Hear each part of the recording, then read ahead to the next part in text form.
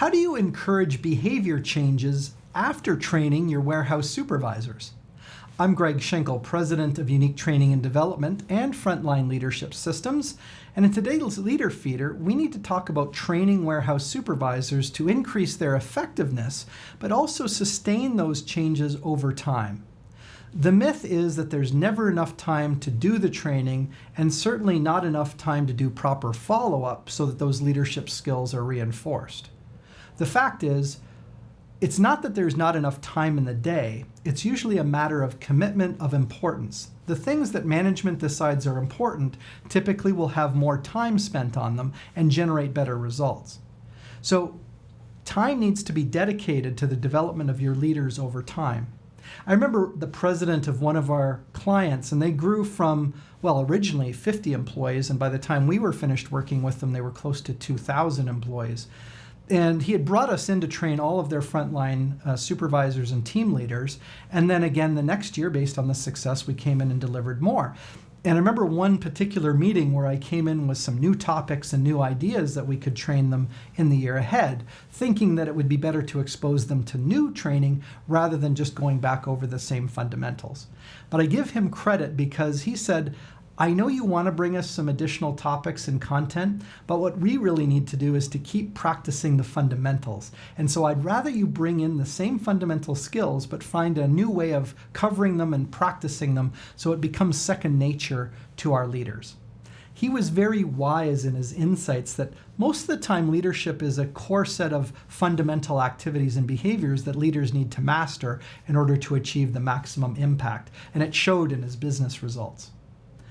So I've got a few tips for how to encourage that behavior change after training your warehouse supervisors. Tip number one is to do fewer things well. Do fewer things well.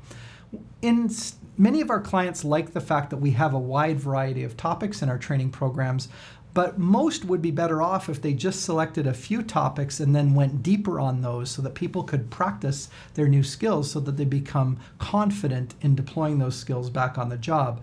I think one of the reasons people hesitate to put into action the things that they hear in a training program is because they're not quite sure if they have mastery over the skills, and they think that they'll be embarrassed if it doesn't go well on the shop floor.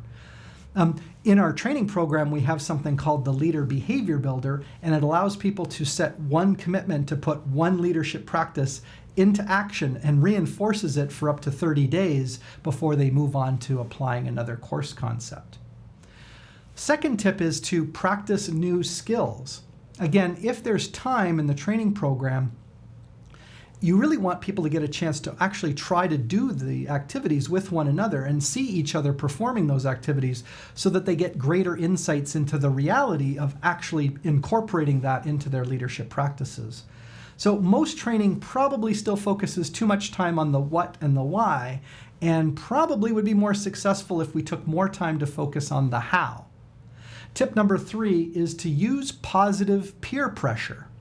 Now, you've heard peer pressure, right, which is doing what your buddies think you should do or being susceptible to that. But what if we made that a positive thing? In other words, in a training program, there'll be one or two of your supervisors or team leaders who really want to apply and actually do apply some of the concepts from the course. And then there's going to be some folks that are more skeptical and delaying in putting those ideas into action. But if you as the manager were to bring those people together and have a conversation and find out that, Joe is doing a great job of this and Jane is also excelling in this area, and that way Steve, your other supervisor, might take a look at it and go, maybe I'll give it a try. It seems to be working for them. So having this positive peer pressure means we talk about what we learned and what we're putting into action, and that can help reinforce the successes and get the stragglers to get on with applying those course concepts back on the job. So once you've done a good job of really training your warehouse supervisors and extending the value, you're going to want to deliver some support to them and deliver more training content to them. And that's where our Frontline Leadership Program comes in.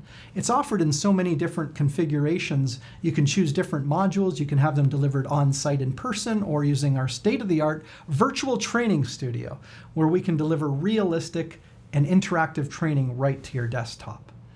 Now, It all starts with a conversation, and so you should check out our website at uniquedevelopment.com, and then once you and I connect about your needs, we can develop a custom-tailored solution that will drive the leadership behaviors that will increase your corporation and organization's success.